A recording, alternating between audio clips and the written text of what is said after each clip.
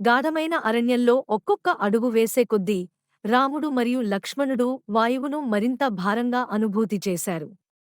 ముందు నడుస్తున్న విశ్వామిత్రుడు వారిని తెలియని భూభాగంలోకి తీసుకెళ్తూ ఎత్తైన వృక్షాల మధ్యలో చీకటిని చేరువ చేస్తున్నాడు.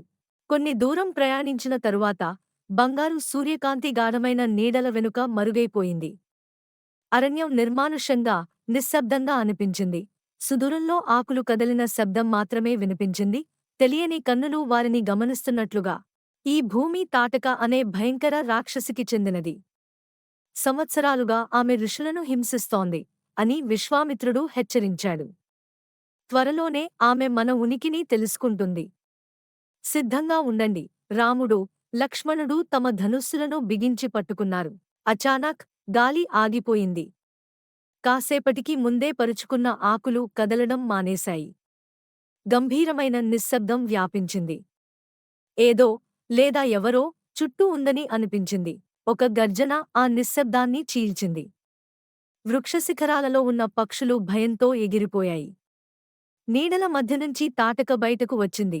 అతి విశాలంగా, భయంకరంగా, కోపంతో రగిలిపోతూ, ఎటువంటి సందేహం లేకుండా తాటక ఒక మహాశిలను ఎత్తి రాముడు, లక్ష్మణునిపై విసిరింది.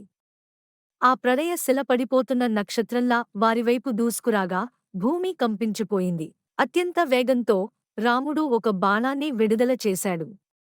అది గగనంలోనే శిలను తాకి 1000 తుక్కులుగా ముక్కలైపోయేలా చేసింది.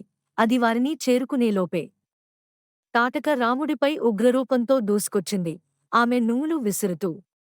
కాని మెరుపువేగంతో స్పందించిన లక్ష్మణుడు తన బాణాల వర్షంతో ఆమె దాడిని అడ్డుకున్నాడు. విశ్వామిత్ర మహర్షి చిరునవ్వుతో ముందుకు వచ్చాడు. నీవు నీ పరాక్రమాన్ని నిరూపించుకున్నావు, రామా. ప్రతిఫలంగా నేను నీకు దివ్యాస్త్రాలను అందిస్తున్నాను. ఇవి భవిష్యత్తులో నీ యుద్ధాలలో నీకు మార్గదర్శకంగా ఉంటాయి. రాముని ప్రయాణం ఇప్పుడే ప్రారంభమైంది. కొత్త దివ్యాస్త్రాలతో మరియు విజయోత్సాహంతో ఆయన ముందున్న పరీక్షలకు సిద్ధంగా ఉన్నాడు. తదుపరి ఎపిసోడ్లో మిథిలానగరానికి రాముని ప్రయాణాన్ని చూస్తాం.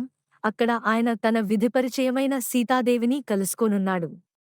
మరిన్ని ఆసక్తికరమైన ఘట్టాలకు సిద్ధంగా ఉండండి.